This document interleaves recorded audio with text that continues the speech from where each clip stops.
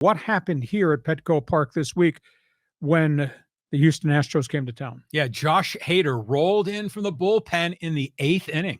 And obviously, boo birds were everywhere. They were just ready to unleash on Josh Hader, the aftermath of his year-plus stay with the Padres, when he's the one that refused to pitch 4-out games. He's the one that balked if they asked him to go back-to-back days.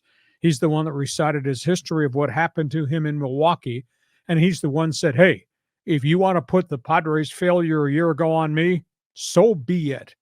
But he did, I'll say this, he stood up and he talked to the media, and he just responded about what happened. He said, in essence, he said, this team last year was 9-23 in one-run games. I don't swing a bat. You're 9-23. They were 2-12 in extra innings. I don't have much to do with that very often. He says, you have to understand, because I understand the business of baseball. And he resents what happened to him in Milwaukee because they overused him in Milwaukee. He had 49 saves in Milwaukee. He faded at the end of the season from overuse, and he went to arbitration, which was his right, and they buried his ass in arbitration, put out all these documents about how he failed 5 times in September. And his response was, that's because you overmused me all season long in long bullpen outings. And they beat him in arbitration. And that was the end. That was the end of the relationship with Milwaukee. That's obviously how he wound up coming here. He was kind of offended, though. He said when the Padres traded for him, with all his saves on his career chart, they told him they would sit and they would talk extension. He said they never made an offer. Now, I think indirectly, his comment late last season were, are we in the playoffs? That's when they were hanging on for dear life trying to get into the playoffs.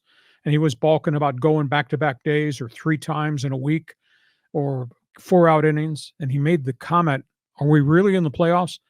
I think that turned Padre management off, which was why there was never, ever a contract extension. And they allowed him to walk, and they got a draft pick as compensation.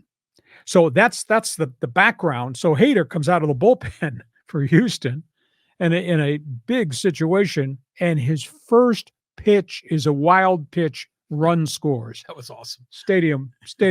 I'm glad you don't hold grudges. Stadium just went bonkers. But he obviously got him out of the inning, and then they wound up winning the game in extra innings. So your response to Hader, I give him credit for being a man on stand-up, answering the questions of the media around him in the clubhouse. I don't necessarily subscribe to this methodology of it's a business. I understand the business. You got to understand what happened to me when I did it their way, etc. So give me your response.